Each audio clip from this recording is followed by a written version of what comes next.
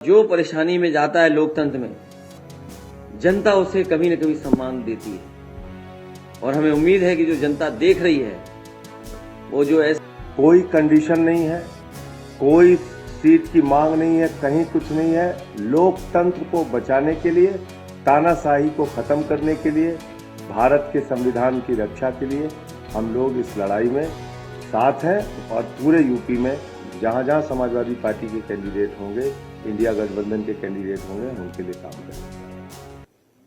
उसमें जब मैं गया था तो यही मैंने कहा था कि दुनिया में भारत की बदनामी हुई है।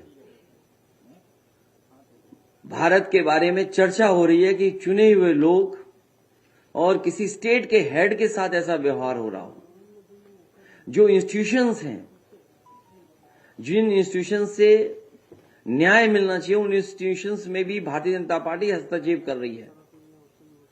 ये तो हम लोगों ने एक प्रधानी के चुनाव में देखते थे, प्रधान स्तर पे देखते थे, लेकिन मुख्यमंत्री किसी स्टेट के चुने गए हों, उनके साथ ऐसा व्यवहार झूठे मुकदमे लगा करके उन्हें जेल भेज दिया जाए।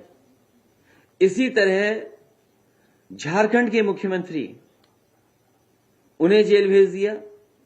और कौन नहीं जानता कि उन्हीं इंस्टीट्यूशन, उन्हीं संस्थाओं के सहारे अपनी सरकार बनवा ली महाराष्ट्र में, या उन्हीं संस्थाओं से डरा करके वसूली कर ली, या उन्हीं संस्थाओं को से डरा करके, और अब तो पुलिस को आगे कर करके लोगों को अपनी पार्टी में शामिल कर रहे हैं। कई साथी जो भारतीय जनता पार्टी में गए हैं, उन्होंने कहा कि हम शरीर से तो जा रहे हैं, लेकिन हम आत्मा से और अंदर से आपके साथ हैं। तो सोचिए, ऐसे डर के और डरा के लोगों को अपने दल में शामिल कर रहे हैं। तो इसलिए लोकतंत्र को बचाने के लिए, संविधान को बचाने के लिए और हमारे भारत की जो पहचान दुनिया में है, उसको बचाने के लिए इस लड़ाई में आप पार्टी का जो सहयोग और मदद मिल रही है, उसके लिए मैं संजय सिंह जी का बहुत बहुत धन्यवाद, आभार प्रकट करता हूं। इन्हें भी बहुत परेशानी और कष्ट का सामना करना पड़ा। इन पे भी झूठे मुकदमे लाद करके इन्हें भी परेशानी में डाल दिया। और जो परेशानी में जाता है लोकतंत्र में, जनता उसे कभी न कभी सम्मान देती है और हमें उम्मीद है कि जो जनता देख रही है वो जो ऐसे काम करने वालों के खिलाफ मतदान इस बार होने जा रहा है, करेगी जनता। मैं संजय सिंह जी से कहूंगा कि अपनी बात रखें। मैं पहले तो बहुत आभार व्यक्त करता हूं समाजवादी पार्टी के राष्ट्रीय अध्यक्ष माननीय अखिलेश यादव जी का, कि ऐसे संकट की घड़ी में जब हमारी पार्टी के मुखिया को जेल में डाल दिया गया है, दिल्ली के 2 करोड़ लोगों के द्वारा निर्वाचित, 3 बार प्रचंड बहुमत से निर्वाचित मुख्यमंत्री को जेल में डाल दिया गया है। समाजवादी पार्टी के मुखिया हमारे समर्थन में दिल्ली पहुंचे, रैली को संबोधित किया। आज भी उन्होंने भाभी जी से बातचीत करके उनसे हाल चाल पूछा, सुनीता भाभी से। तो मैं इसके लिए विशेष रूप से आभार व्यक्त करता हूं आपका। और जिस तरह से दिल्ली में भी ऑपरेशन लोटस शुरू कर दिया गया है, आपने देखा किस तरह से हमारे एक मंत्री को, जिस पे पहले ईडी का छापा पड़वाया गया और बाद में उसको इस्तीफा देने का दबाव बनाया गया। इस लड़ाई में आपने हमारा साथ दिया। फिर से मैं आपकी पार्टी का और आपका हृदय से आभारी हूं। ये 2024 का चुनाव कोई सामान्य चुनाव नहीं है।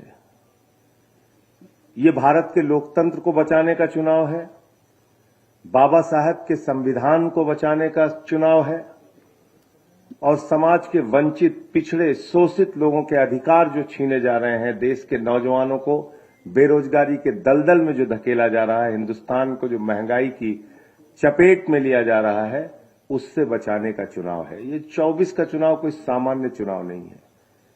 ये एक तानाशाह हुकूमत के खिलाफ लोगों को लामबंद करने का भी चुनाव है।